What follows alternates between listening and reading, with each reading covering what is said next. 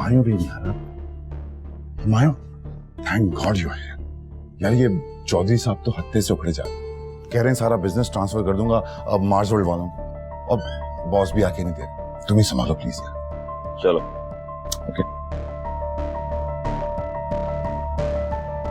अस्सलाम चौधरी साहब। वालेकुम सलाम। हमें कैसे हो? क्या हाल है आपके? क्यों इतना परेशान है? मैं ठीक हूँ। ये दाऊद शाह कहाँ है? उससे क्यों नहीं मिलना चाह रहा?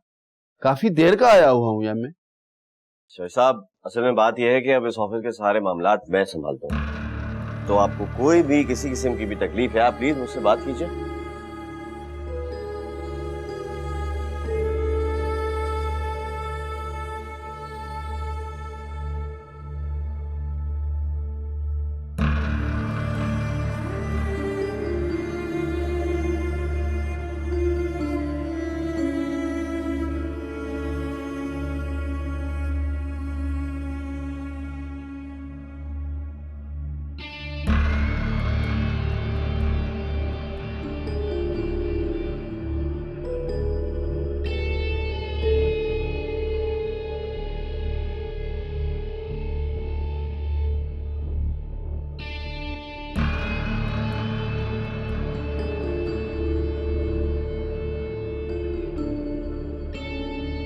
Okay sir, thank you.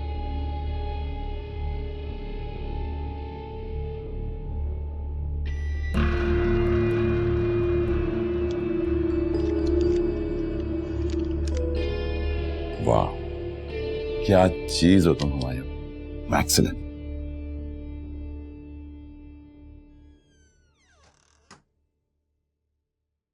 Zoya, Zoya बेटा मेरी बात सुनो। बेटा तुमने इस घर में ये नाच गाना सीखना शुरू कर दिया। खैर चलो कोई बात नहीं।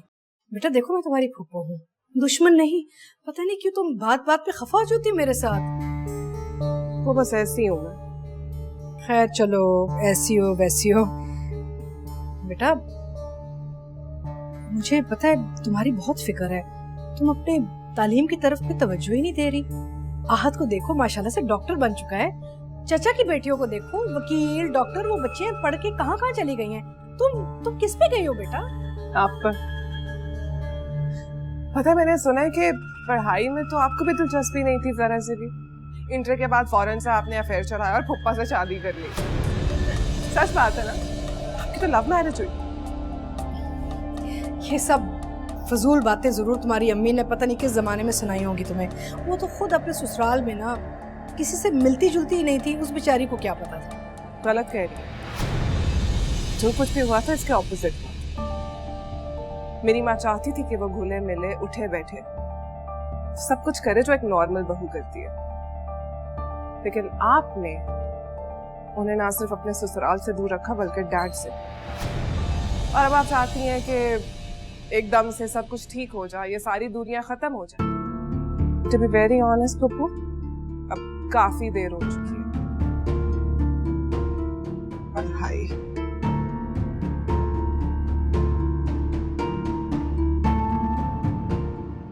नहीं, क्या करना पड़ेगा इसको सुधारने के लिए।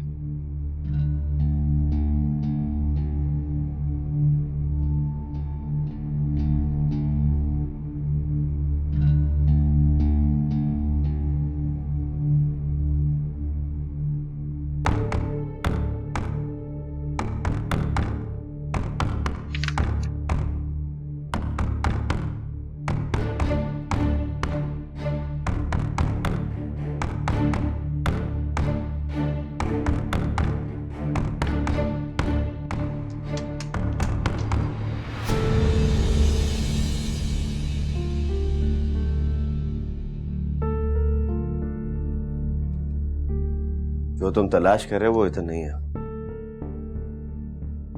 मैं सारी चीजें यहाँ इसमें सेव रखता हूँ। नहीं वही सब, वो मैं दरअसल पिछले साल की फाइनेंशियल रिपोर्ट लेने आया था। रहने दो, एक बहुत ही छोटी चीज है, इसलिए अपने जो छोटे से दिमाग पे इतना जोर ना लगाया करो, किसी दिन फट जाएगा भाई। वो वही सब आपको गलतफहमी। ये लो, 95 लाख का चेक है ये।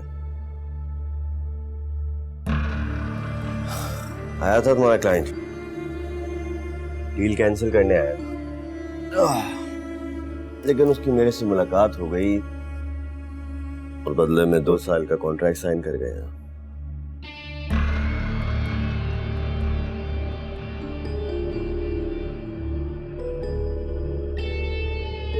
हुमायूं नाम है मेरा। और क्या जानना चाहते हो मेरे बारे में? बस यही काफ़ी है। वैसे तुमने 6 माह के अंदर अंदर इस ऑफिस को जितना कंट्रोल किया है ना, उसकी मिसाल नहीं मिलती है। लोगों को 10-12 साल लग जाते हैं तुम्हारे मुकाम तक पहुंचते पहुंचते। ओके, मैं साहब के पास जा रहा हूं।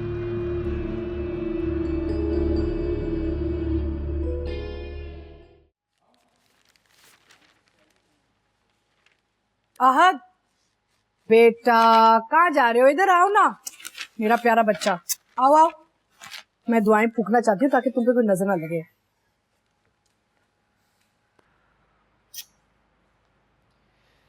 अम्मी, आपसे एक बात पूछूं कि छोड़ें, आप खफा हो जाएंगे। नहीं नहीं, इतने प्यारे बच्चे से कौन सी माँ खफा हो सकती? पूछो ना, क्या पूछना चाह रहे हो? ये सना मामी ने सुसाइड की क्यों थी? आखिर 10 साल पहले ऐसा क्या हुआ था? क्या कहानी है ये?